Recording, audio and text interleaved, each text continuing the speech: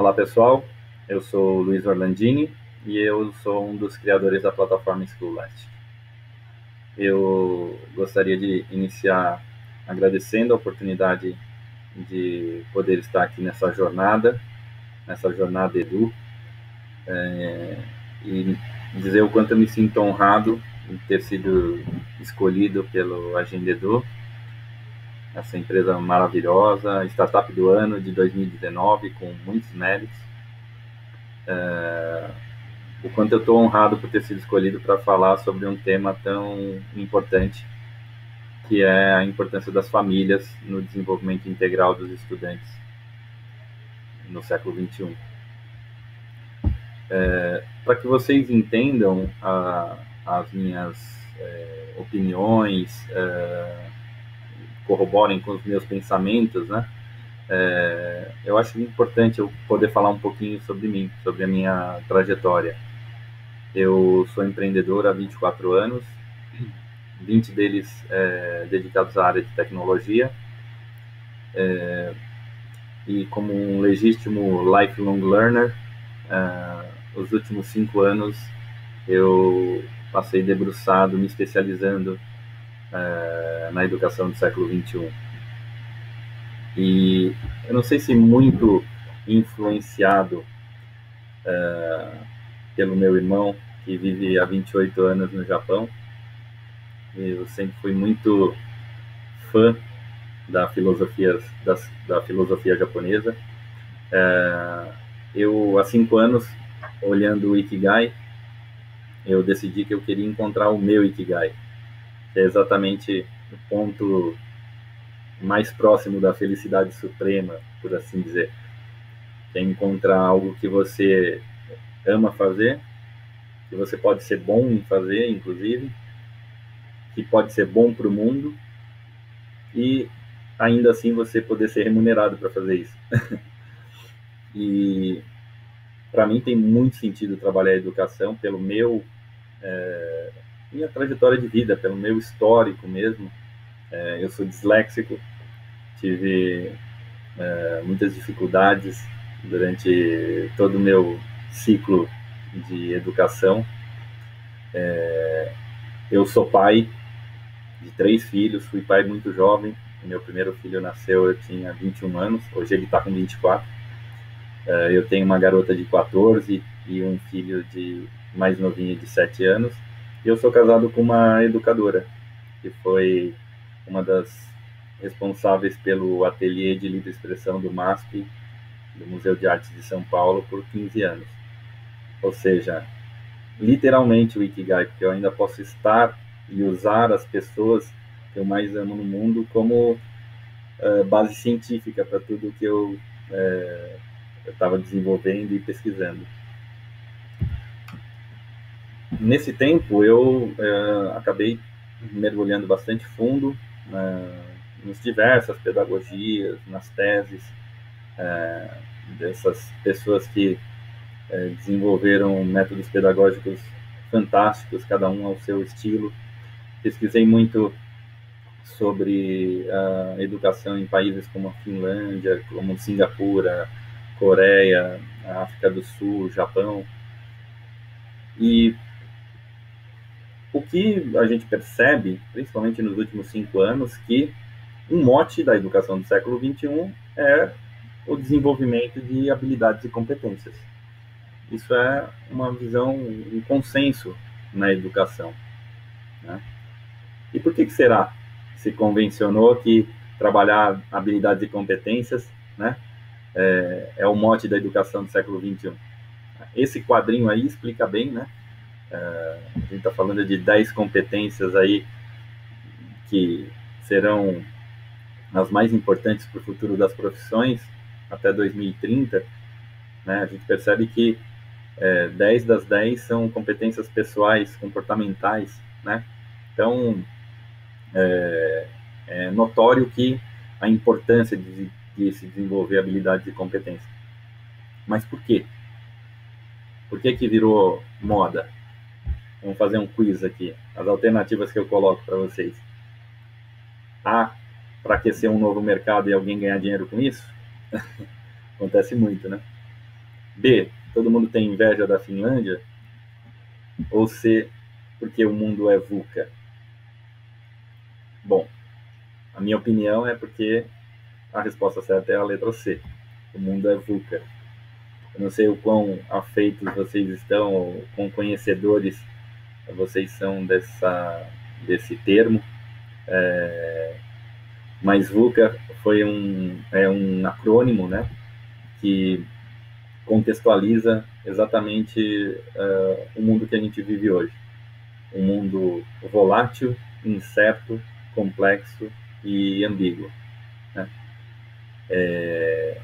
Volátil porque acredito que muito por problemas de desenvolvimento de pensamento crítico, qualquer coisa que você fala pode causar uma explosão, né? Eu falo esquerda ou direita e nem espero eu terminar de completar meu raciocínio,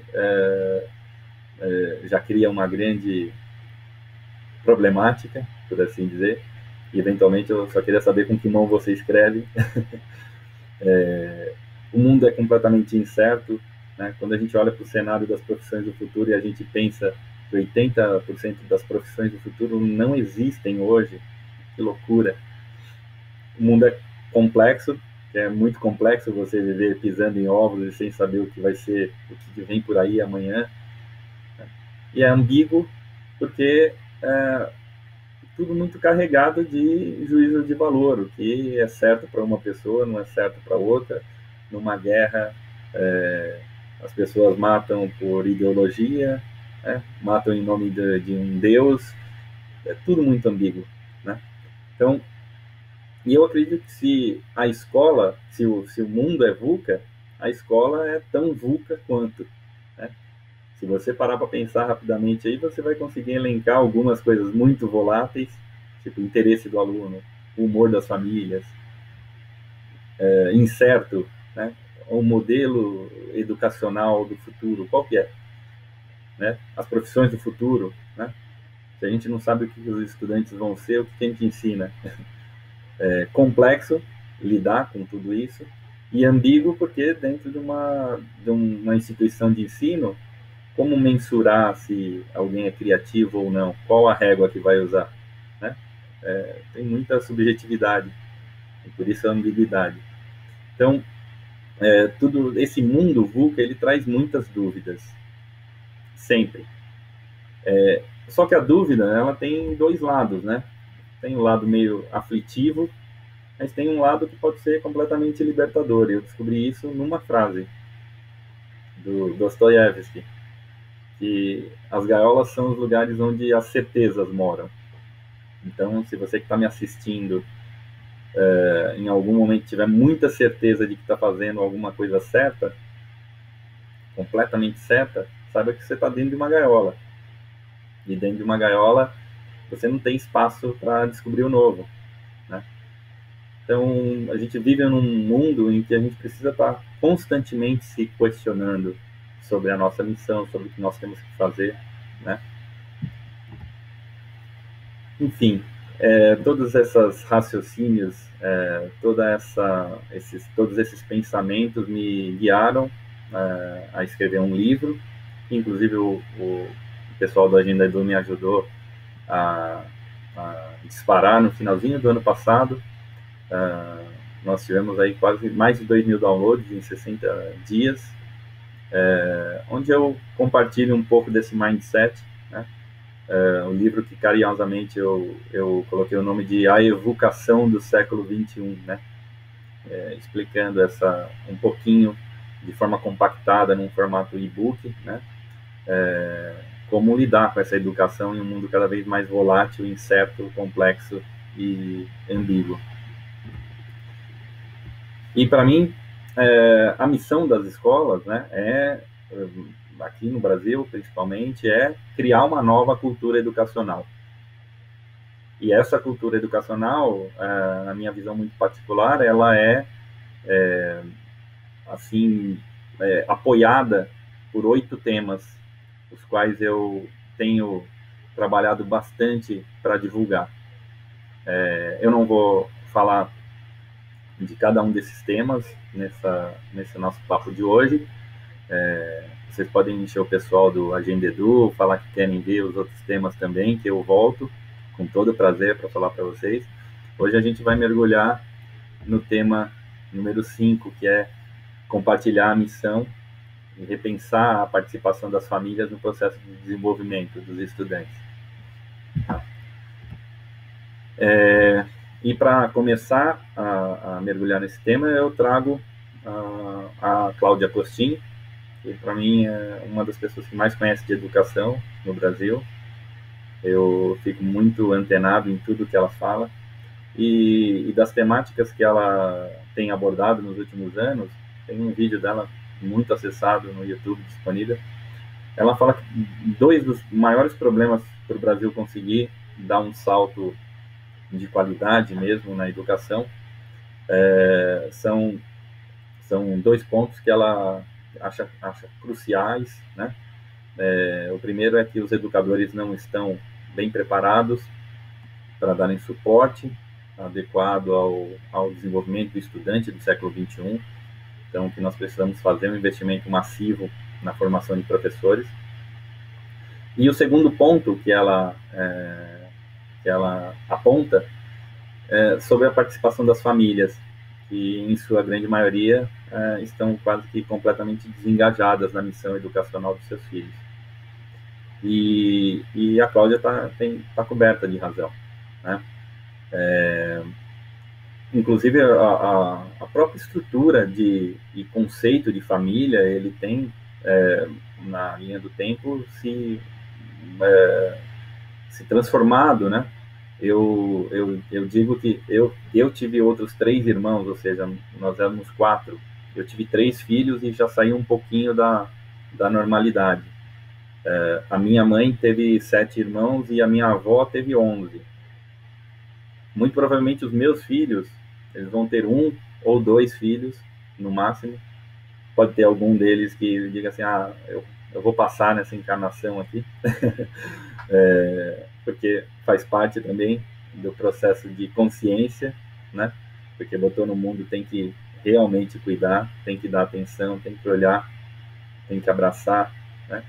Então, essa estrutura familiar, esse encolhimento que aconteceu, houve uma perda. A família era o lugar onde se desenvolviam as competências socioemocionais, né?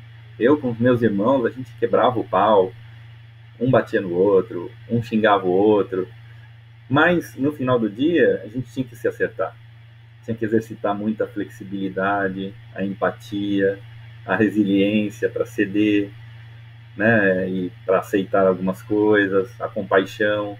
E se a gente não se acertasse, tinha um chinelinho que ajudava a resolver o problema e tudo ficava bem, né? E nos dias de hoje, o que a gente pode perceber é que os pais, eles têm missões fora de casa, pai e a mãe trabalhando, e acaba praticamente terceirizando a educação para a escola.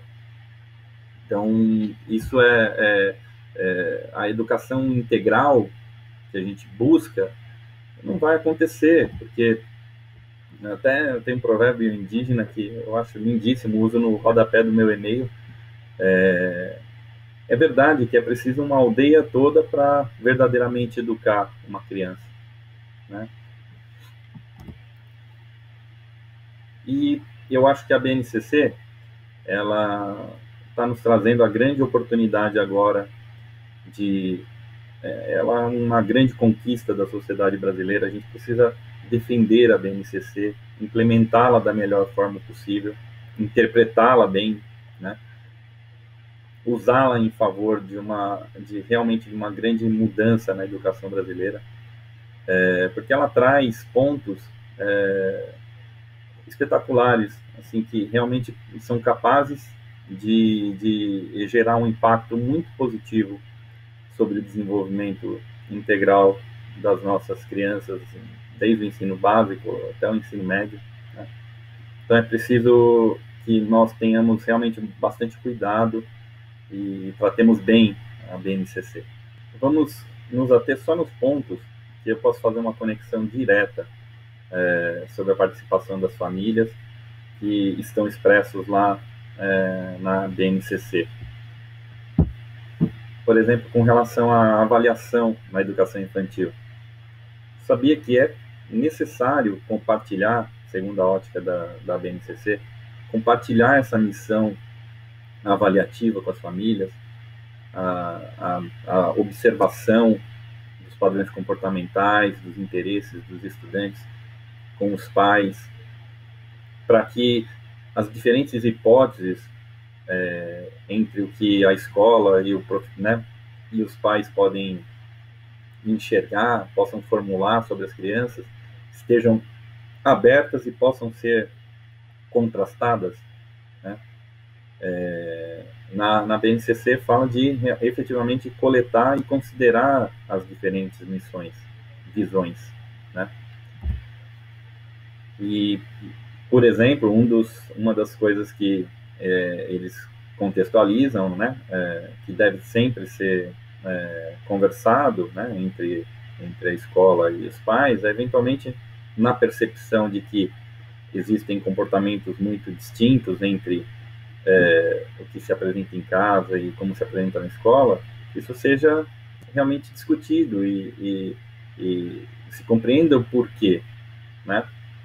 Eu, particularmente, acredito que não é normal. Apesar de muitos educadores, muitas pessoas falam assim, não, é normal, na frente dos pais age de um jeito, por trás age de outro. Eu já não acho tão normal. Eu acho que em algum lugar essa criança não está sendo 100% ela. Quando existe um antagonismo de comportamento, entendeu? E com base nesses contrastes, com base nessas divergências de visões, muitas vezes, ao invés de um confronto, né, eu acho que esse talvez seja um dos maiores tabus para as escolas, né, abrir um canal de comunicação com os pais e depois não conseguir tratar essa demanda de uma forma positiva, né? Mas eu acredito que exatamente a partir dessas observações e dessas considerações, escola e famílias possam compreender as temáticas e consigam conjuntamente, né, estabelecer estratégias para ajudar com que essas crianças se desenvolvam, né? Hoje, dos diversos materiais disponíveis no mercado, muitos deles já trazem temáticas efetivamente para serem compartilhadas, realizadas com a colaboração das famílias, né? E eu acho que é muito importante as escolas exercitarem a sua capacidade criativa e não terem medo de abrir esse canal, né, de comunicação mais colaborativo com os pais. Isso é o mote da educação do século XXI. A gente está falando, sim, de ajudar a educar os pais a reboque dos filhos. A gente recebe os filhos para educar, mas a gente tem está sempre trabalhando também para, quando eu falo educar os pais, não é no sentido pejorativo de que existem pais mal educados. Existem pais mal educados, como existem pessoas em geral mal educadas e outras melhores educadas, mas ajudar os pais, o filho não vem com um manual de instrução, né? E eu acho que a escola pode ser uma boa parceira nesse aspecto e aconselhadora, né? Sempre tentando usar uma psicologia positiva que evite confrontos, né? E que inspire efetivamente a colaboração. Preciso que as escolas compreendam como estruturar todos esses tipos de registros que são solicitados, recomendados que sejam feitos, né, pela BNCC, compreendam que o registro manual de tudo isso está cada vez mais difícil e que existem empresas que estão preparadas para dar um suporte, fazer um impulsionamento digital de tudo isso, tá? para a gente terminar esse nosso bate-papo, eu não vou falar o que é a Scholastic. Se vocês tiverem interesse, vocês vão lá na nossa página, pesquisem a gente, nos procurem. Mas eu acho muito relevante a gente falar alguns resultados que a gente está ajudando a parceria pais e escolas a atingirem com os nossos serviços, né? Então, alguns dos resultados que a gente pode trazer, que podem ser inspiradores para vocês, dizem respeito, por exemplo, a gente já tem um caso constatado de mudança de diagnóstico de uma criança, num trabalho que a gente está fazendo com uma escola italiana. Nosso querido Mateu, um garoto de 8 anos, já estava prestes a ser medicado, diagnosticado com déficit de atenção e disgrafia. Nós identificamos que todas as habilidades e competências, as múltiplas inteligências, as aptidões de aprendizagem deles estavam muito bem desenvolvidas para a faixa etária dele, que eventualmente não teria nada que justificasse, né, eventualmente uma patologia ou um transtorno. Recomendamos aos pais e aos professores alguns planos de ação de como eles poderiam explorar mais as potencialidades desse aluno, as coisas que poderiam ser incentivadas, o que ele precisava de mais apoio, né? E isso aconteceu no final de 2018, novembro de 2018. Foram necessários 4 meses de uma consciência por parte dos pais de que eles estavam desengajados, que precisavam se engajar mais e ajudar na execução desses planos de ação, e um acolhimento das características dele por parte da escola. Ele teve o diagnóstico dele alterado para entediado com a escola, ou seja, ele não estava entregando capricho porque ele não se sentia motivado em entregar capricho, né? E já estávamos aí às vias de termos mais uma criança medicada erroneamente no mundo. Um outro case, e esse muito singelo, foi reportado por uma das escolas que utilizam também a nossa plataforma, que o pai contatou a escola para agradecer o dia que a escola o questionou se, ao falar, o filho dele costumava gesticular. Porque quando ele percebeu que ele não sabia se o filho gesticulava ao falar, foi como se tivesse caído um piano na cabeça dele. Ele percebeu sem receber crítica de ninguém, nem da esposa, nem da sogra, nem da escola. Ele percebeu sozinho o quanto ele estava no piloto automático da vida, o quanto ele não estava conseguindo perceber o filho dele. Um tipo de pai que saía do trabalho mais cedo com a justificativa de ficar com o filho, muitas vezes. E ele percebeu que quando o filho dele falava com ele, ou ele estava no celular, ou ele estava olhando o Jornal Nacional, enfim, N motivos, e não prestava atenção no filho. Ele disse que esse dia foi o dia que ele começou a mudar efetivamente a forma com a qual ele lidava na relação com o filho dele. Não precisava nem ter uma inteligência artificial por trás, né, dizendo o que significa quando a pessoa gesticula ao falar. E o último case é um case de personalização de ensino, também muito bonitinho, que ao ter acesso às informações das múltiplas inteligências do filho, o pai percebeu que a inteligência lógico-matemática tinha um certo nível de degradação, ou por uma falta de preferência cerebral do filho, né, não era tão desenvolvido, e que isso impactava muito na capacidade dele realmente performar na parte matemática. E ele percebeu, olha só, que uma dos estímulos das inteligências de apoio da inteligência lógico-matemática é a inteligência linguística. E o filho dele era muito bom, o indicador dava verde, e o filho dele era muito bom, haja visto, falava inglês com muita fluência, já aos 13 anos de idade, sem nunca ter feito um curso de inglês. O que o pai fez? O pai, por iniciativa dele, começou a baixar conteúdos de matemática para o filho estudar em inglês.